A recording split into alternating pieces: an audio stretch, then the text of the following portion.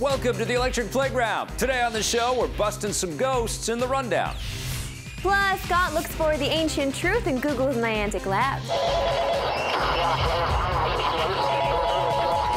And then I get animated with the Stanley Dynamic. Look, now we're both cartoons. Yeah, we look so weird.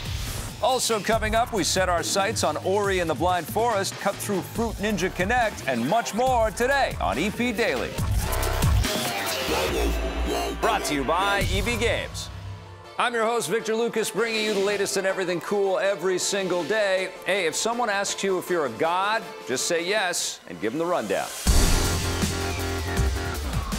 Audiences might be getting more Ghostbusters than they can handle. Sony Pictures has revealed that in addition to the planned female Ghostbusters movie currently in pre-production, they're also making an all-male Ghostbusters film with a different cast of characters. This is Sony's way of starting their own Ghostbusters cinematic universe, which is something that many studios have been rushing to do, thanks to the success that Marvel has had with their shared big-screen universe. The fact that so many Ghostbusters movies are suddenly on the way may come as a surprise, given that there hasn't been a new film in the franchise for more than 25 years.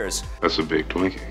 Over to the land of Westeros, there probably won't be a Game of Thrones movie, and a lot of people are angry about it. Last week, HBO revealed that despite rumors, there are no plans to make a big-screen movie based on the series. The network does, however, plan to screen more episodes of the show in IMAX theaters following a successful run of 2 episodes in the jumbo-sized venues last month. As you may have guessed, some Thrones fans are disappointed that there won't be a movie, not the least of which is creator George R.R. Martin. Writing on his blog, Martin says that he loves the idea of a film, but it's ultimately up to HBO. Whether we get a film or not, the 5th season of the show will premiere April 12th. All right, here to talk about our rundown topics today is my pal Scott Jones. Do we need a Game of Thrones movie, my friend? Do we even need one of those things? You know, it's kind of funny because I feel like TV has stolen the spotlight a little bit from Hollywood. We crave the next episode of TV shows now in 13-episode arcs. Yeah. But we don't necessarily crave those same stories in movie form. I think, if anything, a Game of Thrones movie would be a step backward. Yeah, it would in sort of a narrative kind of tone, because we wouldn't get to know these characters as richly as we know them now. I mean, I guess we'd be lifting off of that, and it would be similar to what they did with the Star Trek movies. But I don't think we're losing anything on HBO. I mean, maybe special effects would be better on a big screen with a Hollywood budget. But like, I think that's the thing that really distinguishes Game of Thrones, is that we are okay with the things the show doesn't do well, like special effects, but we celebrate the writing, we celebrate the acting, and that's the reason we compulsively watch this show. It's excellent. Yeah, me too. I think I'm right there with you, and I think this is something that they revisit maybe 15 years from now when they want to make Game of Thrones for a new generation or something, maybe make a film. How about Game of Thrones and Star Wars?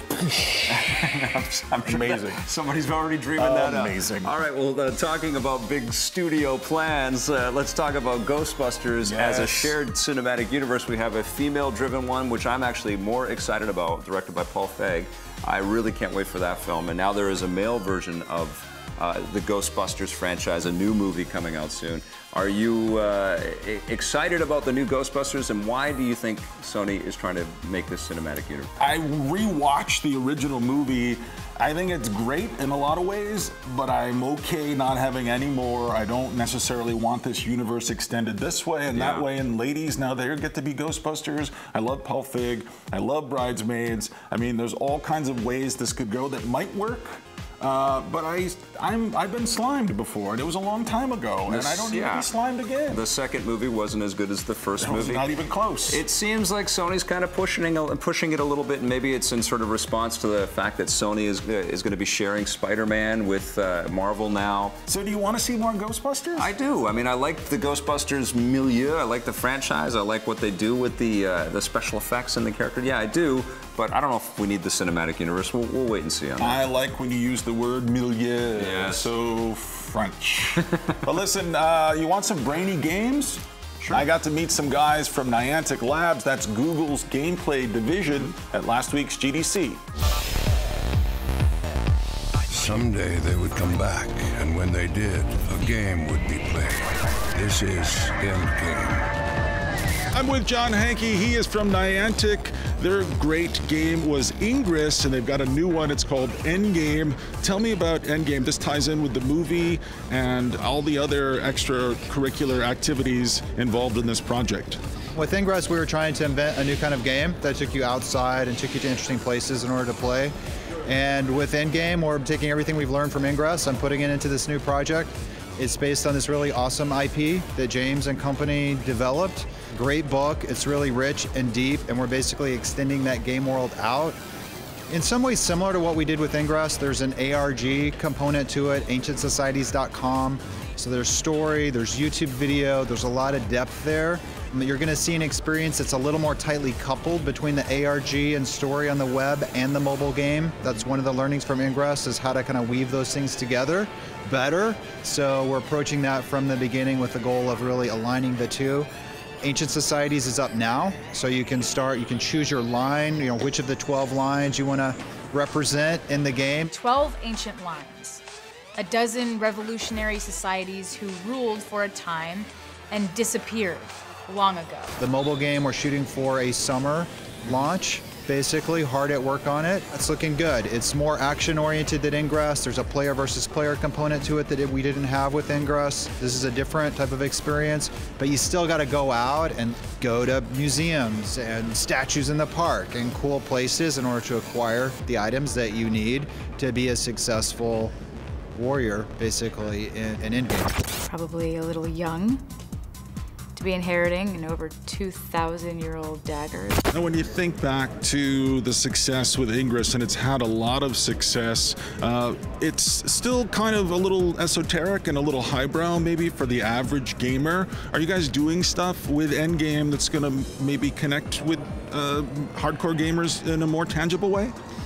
Well, a couple of things. I mean, with Ingress, we built our own IP from scratch with a sci-fi theme, and I think it's an awesome world. But with Endgame, we're building on this IP that James built up with this novel. So, I mean, I think that alone kind of makes it a more accessible experience. The characters are awesome. Within Endgame, you've got 12 lines. Each of those has an awesome character that represents the line in the book. They're young people, they're all cool, that roam the world trying to solve the puzzles and fighting one another.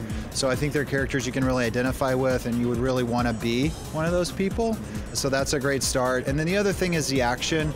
Ingress is a player versus environment game. It's a team game, it's global, it's got a lot of wonderful things about it, but it didn't have that action element. So I think with that in Endgame, it brings it to a different audience, that more traditional gamer audience that maybe likes that dueling, fighting, guns, knives. We are bringing that in force with Endgame.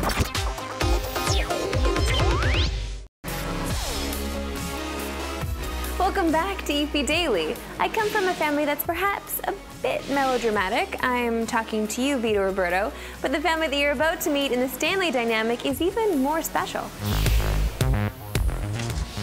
Look at this place. Boys, I want this all cleaned up. Dad, Mom wants this all cleaned up. Mike Souther is the executive producer of a new, partially animated show that's coming to YTV called The Stanley Dynamic. And this sounds incredibly imaginative, ambitious, a little crazy. Yeah. Tell us about The Stanley Dynamic. A Stanley Dynamic is a half-hour family sitcom that I think for the first time blends live action in a sitcom multicam world with animation. So one of the brothers, the twin brothers in the show, is a living, breathing, squashing, stretching, animated cartoon character. His father is an animator and created a comic strip called The Stanley Dynamic, in which he writes about the trials and tribulations of his family. And Luke is an animated character, but everyone just treats him as just one of the, except for they know he can bounce off walls and get tied in knots and sometimes accidentally glues himself to paintings. I'm a grown man with important things to do. Stanley, why do I not have a sandwich in my hand? It sounds a little bit like Roger Rabbit and the Jason Segel Muppets movie. Yes. Yes. Those are good. That's good company. Right? That's good company, absolutely. Well, you know what the thing is, in the multicam world, there's always a question, how do we do it differently? You know, Disney's been doing an amazing job with it, and of course there's shows like Modern Family, all the Nickelodeon shows, but how do we turn the multicam on its ear, and hence this concept was born. Just me? That's amazing!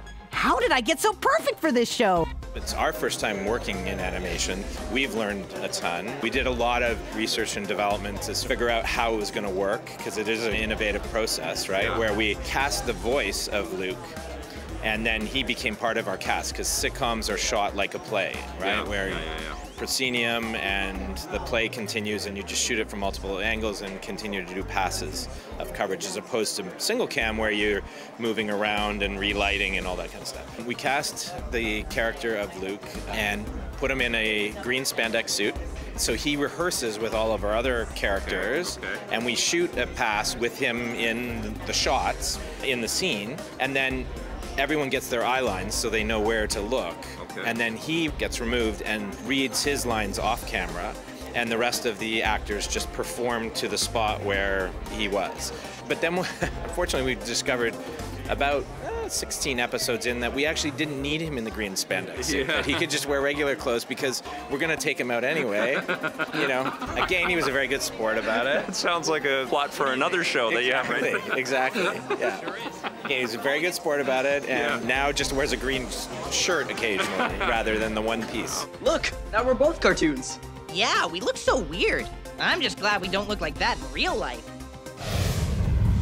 The Stanley Dynamic comes out tomorrow, and guess what comes out today, Joe? Maybe more cookies from your airship bakery? Oh, no. Fruit Ninja Connect 2. 2? Yeah, don't you remember the amazing time you had with the first one and the Connect? Did I have an amazing time? I don't know. Let's take a look.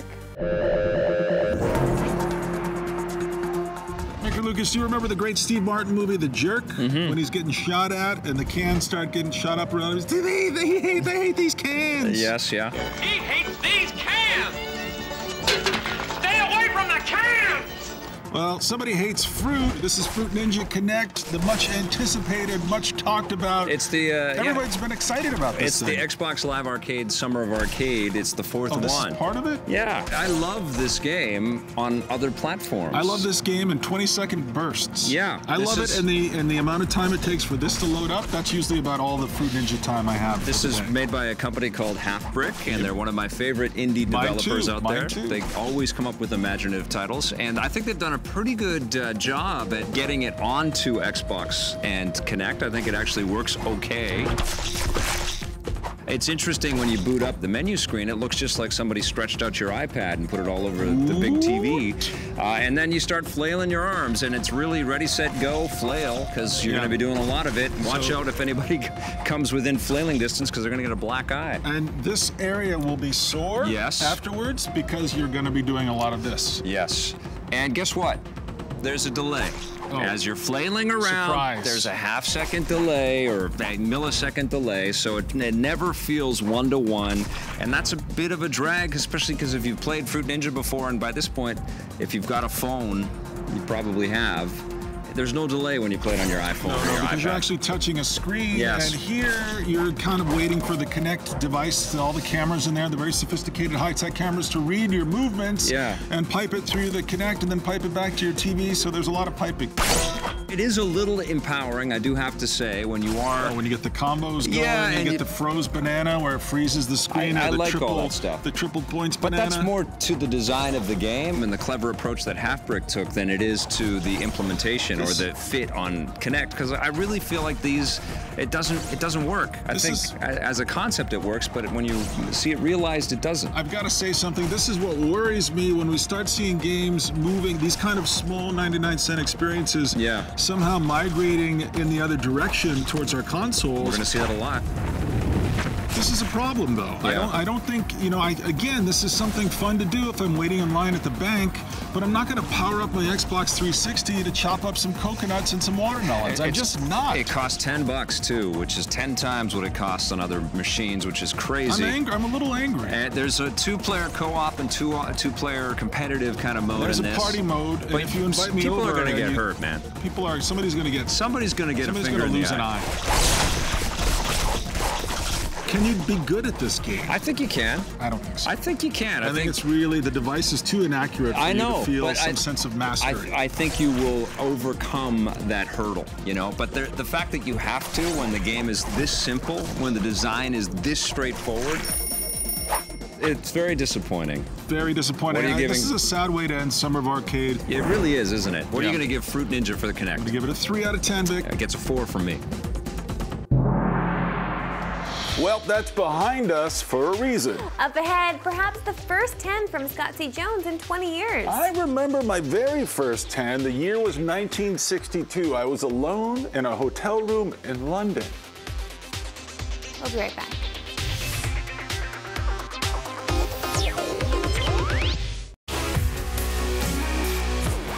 Welcome back to EP Daily. I've got high hopes for this next game. I've already got it downloaded and it's ready to go. It's called Ori and the Blind Forest. Here's our own little Ori and Marissa Roberto with their review.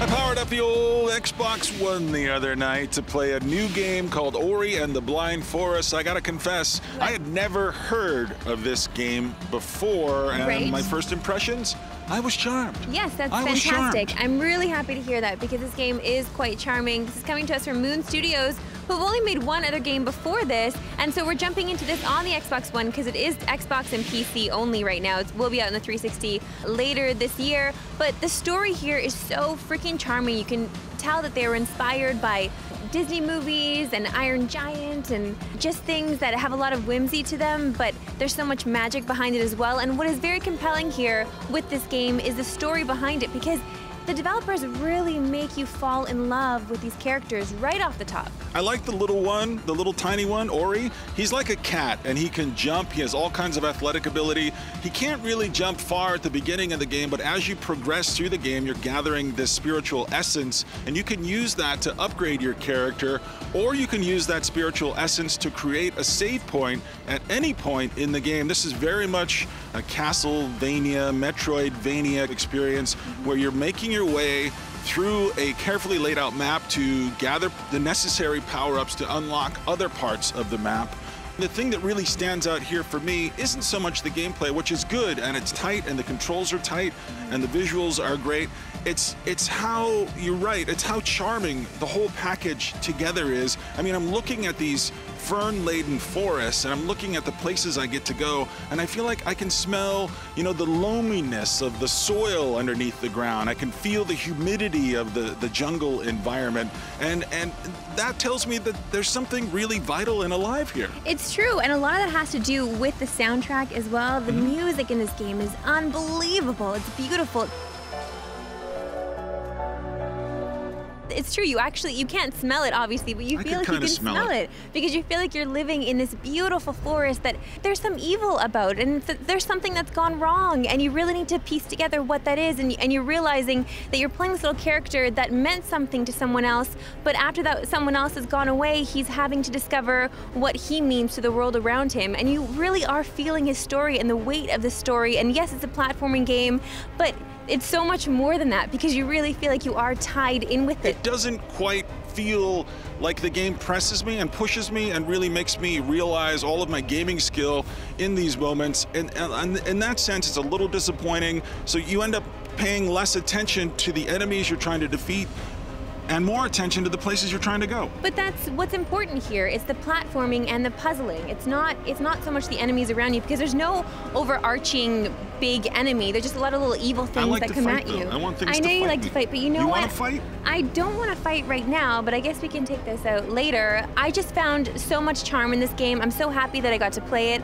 And honestly, while I was playing, I absolute tears. I enjoyed the heck out of it. Please, please download this game. If you have an Xbox One or a PC, get it. It's so worth your time. I'm so happy that it's out. What are you scoring it? 10 out of 10. You're giving it a 10? Yeah, why not? You're giving it a 10 as well.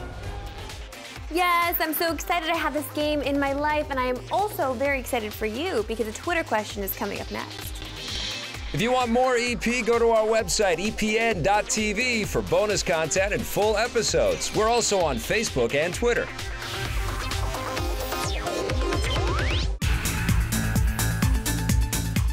Welcome back to the Electric Playground. It's time for our Twitter question of the day, and this one is from Cy Vanderveen at Cyberman. And he didn't ask this specifically to you, but I think that it's addressed to you. You want the game industry to stop looking back, but feel VR is too isolating? What future trends are you excited about? You know, I do think you're right. That question is directed at me. That's something I said on the podcast last week. Cy Vanderveen, by the way, sounds like a character in the Star Wars cantina. I don't believe that's a real person, but listen, I like the things that are familiar to me, like DMC. We're both playing that right now. Yeah. And I like the fact that it's something from a couple years ago, but it feels kind of new. I like old things with new elements in it, but I don't know about VR, and I don't know about the look backs, and I don't know what the industry should do or what new tack they should take when trying to solve this problem in the future. Well, I know one thing that you and I both really appreciated was kind of this indie kind of sensibility fused with a really top shelf production quality in games like The Last of Us and Dishonored, which kind of, you know, surprised everybody, ended up winning tons of Game of the Year awards, including from us. And we want more things like that, but we know that those are very expensive and very hard to build and very hard to put together, the whole team that would make something like that. I'm kind of surprised that after The Last of Us and all the success that it had, that we haven't seen more emotional games. Yes. And you're right, those are very complicated, very expensive to build. Yeah, love that kind of stuff. But remember, you can get caught up on full episodes and a whole lot more at EPN.tv. And listen, we're already cooking a new episode of EP Daily, including a look at the indie hit I Am Bread. Thanks for watching, everybody. We'll see you tomorrow. EP would like to thank its sponsors, Nintendo, Xbox. EP's mobile coverage is brought to you by GameLock, makers of Dragon Mania Legends, which you can play for free right now. Do you guys think about doing a gluten-free version of the game? No, not gluten-free, but we have done with bagel, we have done with crackers, that is a cheese hunt mode, and we have done with baguette as well, because the rampage inside the game, that the baguette has to destroy everything. But the star of the show still is the plain bread has to become toast, and in doing so, turns the owner of the house crazy, right? Because every day he comes back to home and the home is completely trashed and there's just one piece of toast lying around there, and he was just getting crazy, saying, what the hell is going on in this place?